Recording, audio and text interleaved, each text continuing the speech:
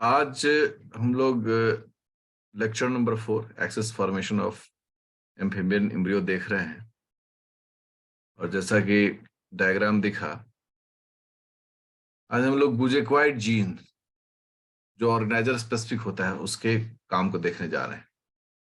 ये मैंने पहले लेक्चर में बताया था कि किस प्रकार से एक अर्ली ब्लास्टुला में ये फिगर जो है वो फिगर है ब्लास्टुला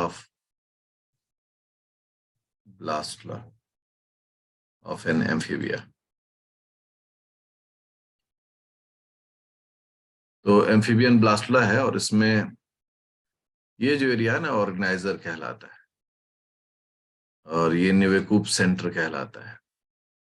तो मन में एक सवाल आता था कि बोला था कि अभी मन में ये सवाल आया कि ऑर्गेनाइजर कैसे बन जाएगा। अभी मन में सवाल आया कि ये निवेकूप सेंटर कैसे बन जाएगा। तो निवेकूप सेंटर बनने की जो प्रक्रिया थी बीटा कैटनिन वाली, वो मैंने प्रीवियस लेक्चर में देखा है। उस लेक्चर में जाने से वो पूरा मिल भी जाएगा। अब क्या है कि हम चाह रहे हैं कि ऑर्गेनाइजर के बारे में थोड़ी सी जानकारी हम लोग डेवलप करें।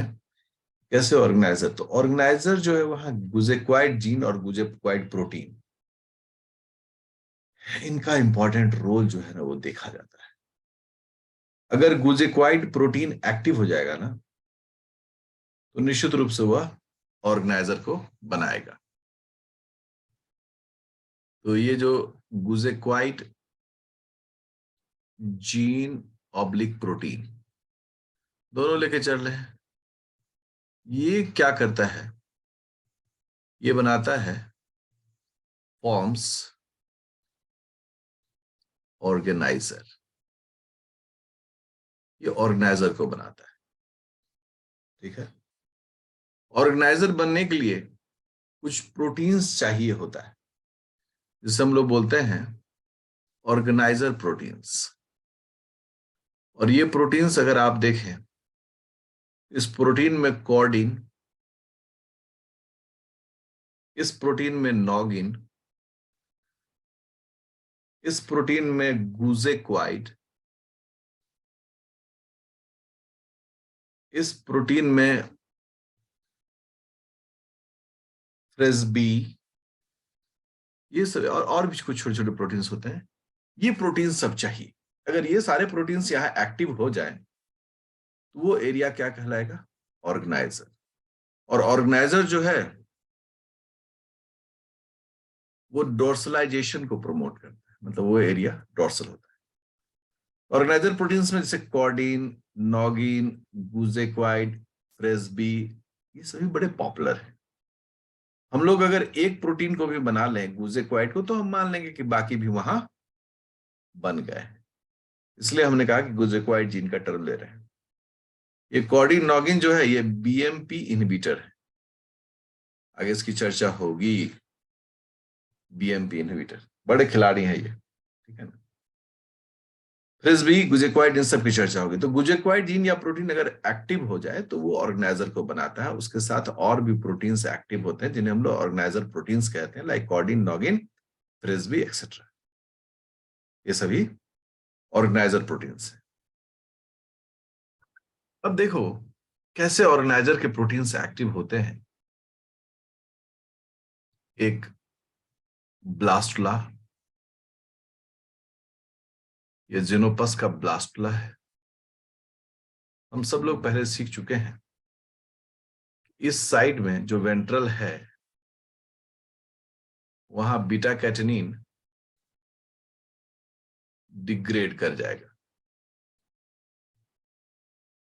जो डोर्सल साइड है वहां पर बीटा कैटेनिन स्टेबल कर जाएगा। इसका मैकेनिज्म हम लोग प्रीवियस लेक्चर में देख चुके हैं। अब ये जो एरिया है इसको तो हम लोग स्पेसिफाई कर दिए भाई। ये वेंट्रल हो गया और ये डोर्सल हो गया। अब ऑर्गेनाइजर बनाने की प्रक्रिया प्रारंभ होती। ऑर्गेनाइजर बनाने के लिए यहां पर कौन कौन सी घटनाएं होती हैं तो यहां तो नहीं दिखा सकते हैं, बट इस एरिया को हम बाहर हम लोग निकाल कर देखते हैं। कैसे कि बीटा कैटेनिन प्लस एक और ट्रांसक्रिप्शन फैक्टर होता है, इसका नाम होता है TCF3। ठीक है ना? ये जो दोनों है ना, बीटा कैटेनिन एंड TCF3, ये जब साथ मिल जाता है तो क्या होता है? तो दोनों चूंकि अब ट्रांसक्रिप्शन फैक्टर ही है, तो ऑब्वियसली दोनों कहां जाकर बाइंड करेगा? DNA पर। ठीक है, देखिए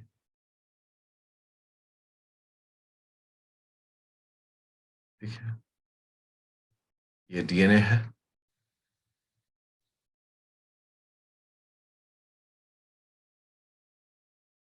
ठीक है, ये DNA है।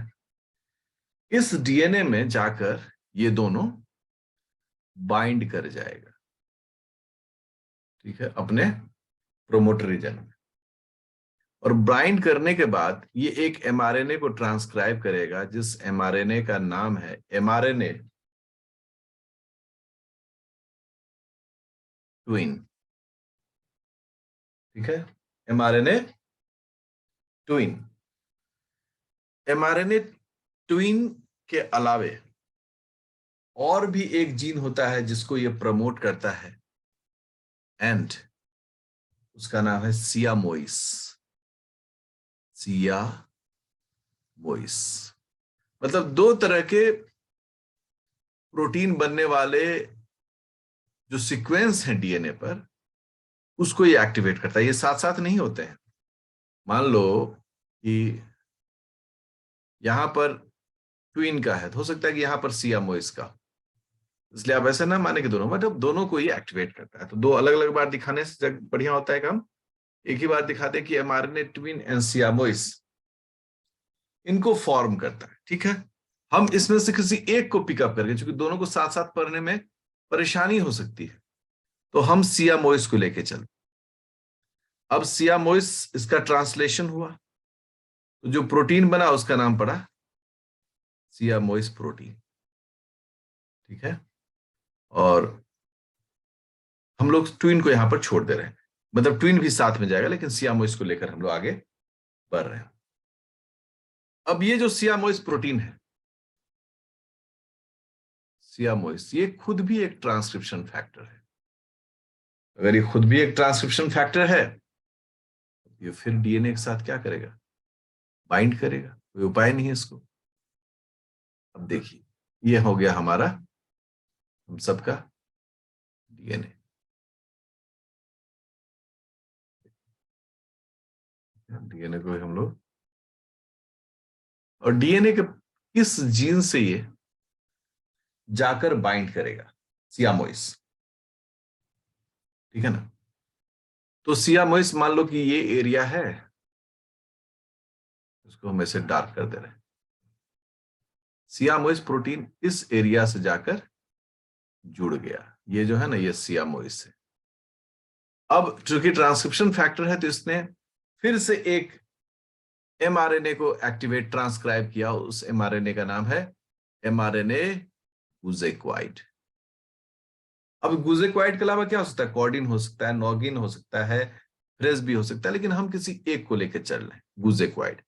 इसके अलावा भी अलग अलग जगहों पर भी हो सकता है, कॉर्डिन हो वहां, उसके लिए अलग, नॉगिन के लिए भी अलग, प्रेसबी के लिए भी अलग, मतलब सबके लिए अलग, लेकिन हम गुजेक्वाइड को एक एक का स्टडी करना उचित है। जैसे ही गुजेक्वाइड प्रोटीन बन गया, प्रोटीन है, दिस इज कॉल्ड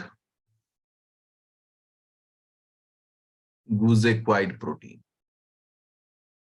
जैसे ही गुजेक्वाइड प्रोटीन बन गया, तो रिजल्ट क्या हो गया? Organiser form. ऑर्गेनाइजर जो है वो बन गया, और वो जो ऑर्गेनाइजर है, अब जो भी चीज बनाएगा वो क्या होगा? डोर्सल। तो ये स्टोरी लाइन है कि डोर्सल बनने के लिए ऑर्गेनाइजर चाहिए, उसी एरिया में है ये। ऑर्गेनाइजर बनने के लिए गुजेक्वाइड प्रोटीन्स के अलावा कॉर्डिन, नोगिन, फ्रेसबी जैसे प्रोटीन्स भी चाहिए।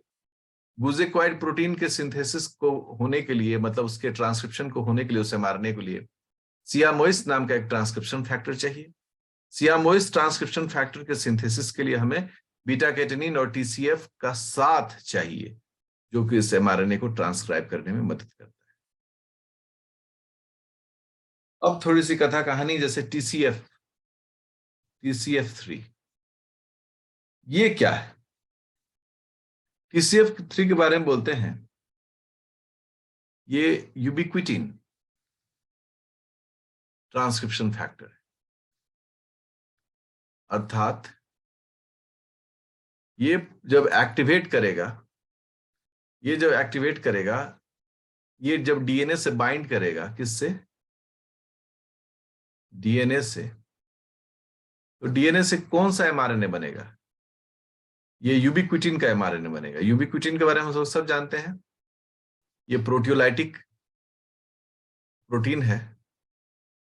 इसका भी एक वीडियो बनाए हुए हैं, यूबिक्विटिन। और ये क्या करता है? प्रोटीन डिग्रेडेशन को प्रमोट करता है, ठीक है ना। ये यूबिक्विटिन जो है किसी प्रोटीन से बाइंड करके उसके डिग्रेडेशन को प्रमोट करता है। तो वो चर्चा हम नहीं करना चाह रहे, बट TCF3 जो है वो यूबिक्विटिन ट्रांसक्रिप्शन फैक्टर है। किंतु जब यही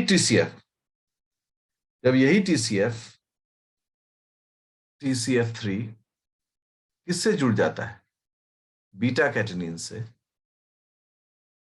जिस तलवार से गर्दनें काट दी जाती थी, उस तलवार से अब घास काटा जा रहा है।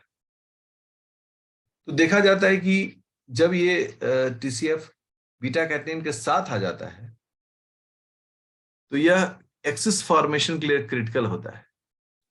एक्सिस फॉर्मेशन में पार्टिसिपेट करता है, में भाग लेता है। अभी देखा आपने, जस्ट जो प्रीवियस लेक्चर है उसमें आपने देखा कि कैसे दोनों मिलकर गुजेक्वाइड सेंटर को प्रमोट किए।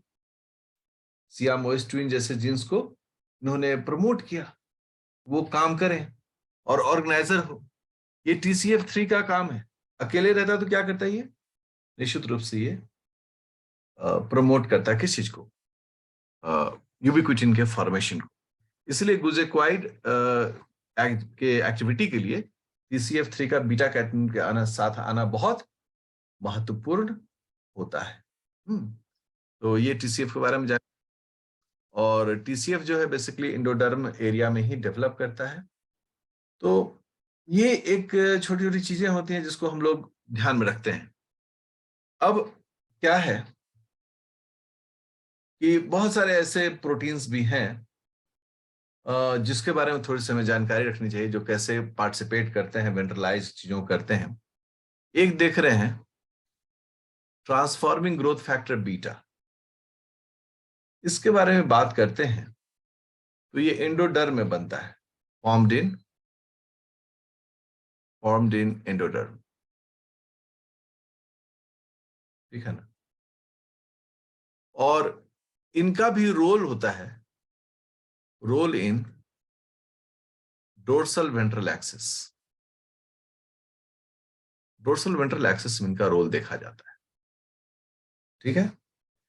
ये जो TGF बीटा हैं, ये कुछ नोडाल रिलेटेड फैक्टर्स को इंड्यूस करते हैं। नोडाल रिलेटेड फैक्टर्स, नए नए नाम से आप लोग को मुखातिब होना पड़ रहा होगा।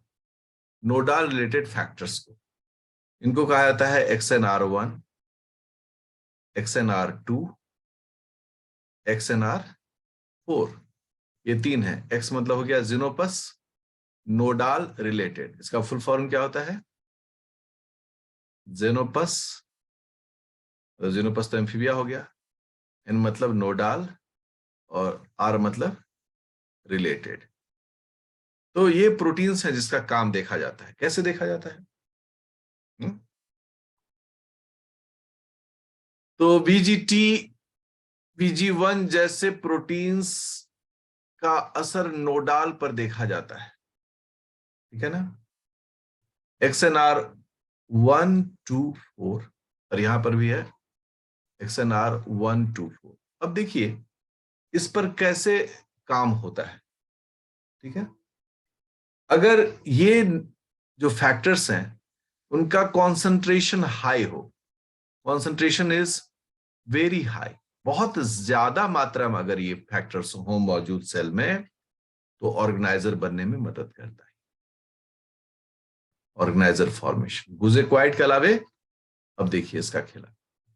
और अगर बहुत लो कॉन्सेंट्रेशन होगा, अगर बहुत लो कॉन्सेंट्रेशन होगा तो यह क्या बनाएगा? ये वेंट्रल मेसोडर्म बनाएगा, वेंट्रल मेसोडर्म बनाएगा। मतलब सिर्फ एक ही, मैंने पहले कहा ना कि सिर्फ एक ही फैक्टर नहीं होता है, बहुत सारे फैक्टर। आपको उन फैक्टर्स को भी यहां पर देखना और समझना चाहिए। और ये अभी आपने जो देखा वो नोडाल रिलेटेड फैक्टर्स के बारे में देखा। वीजीटी वीजी1 के बारे में और भी हम चर्चा करेंगे। अब यदि इस तरीकों को एक डायग्राम में देखें हम लोग, तो बाकी को बहुत सारे डायग्राम में देखें, तो देखिए ये जो एरिया है ना, देखिए सब ये एरिया है। अब हम ज्यादा इसको कलर नहीं करेंगे, ठीक है। यहां पर किसका एक्टिविटी देखा जा रहा है? वेजिटी वीजी1। यहां पर किसका एक्टिविटी देखा देखा जा रहा है? Beta catenin. करेक्ट। हम लोगों ने देखा था इस एरिया से